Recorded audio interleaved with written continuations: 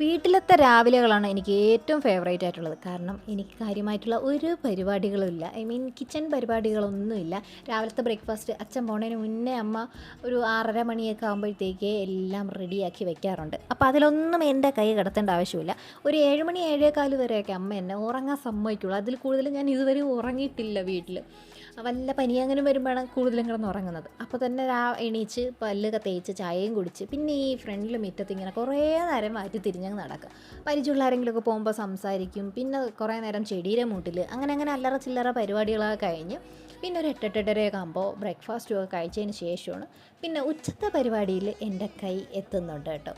തേങ്ങ തിരുവി കൊടുക്കുന്നതായാലും അരിഞ്ഞു കൊടുക്കുന്നതായാലും അതിനു മുന്നേ ഇതെല്ലാം തുടങ്ങുന്നതിന് മുന്നേ വീട് തൂത്ത് കൊടുക്കണം. അതെല്ലാം കഴിഞ്ഞിട്ടേ കിച്ചൺ പരിപാടികൾ ഉച്ചത്തേക്കുള്ളത് തുടങ്ങുള്ളൂ.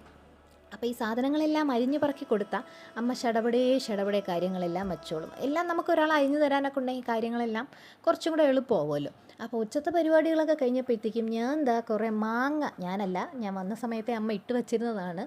പക്ഷേ വലിയ ആക്രാന്തത്തിൽ തിന്നാനെടുത്തതാണ്. ഇത് മുകളിലത്തെ വീട്ടിൽ നിന്ന് കിട്ടിയ മാങ്ങയാണ്. ആക്രാന്തത്തിൽ എടുത്തതാണ്. പക്ഷേ ഒട്ടും ഉപ്പ് പിടിച്ചില്ലായിരുന്നു. ഒടുക്കത്ത കയ്പ്പായിരുന്നു. വായിൽ വയ്ക്കാൻ 2 കടി ഞാൻ ഒന്ന് കടിച്ചത് എനിക്ക് ഓർമ്മയുള്ളൂ. അത് മൊത്തത്തോടെ ഞാൻ എടുത്തങ്ങോട്ട് കളഞ്ഞായിരുന്നു. ആ മാങ്ങ മാത്രം കേട്ടോ. അങ്ങനെ കാര്യങ്ങളൊക്കെ പറഞ്ഞു തന്നപ്പോഴത്തേക്കും ഉച്ചത്തെ ചോറിനുള്ള സമയമായിട്ടുണ്ടായിരുന്നു. അപ്പോൾ ബൈ.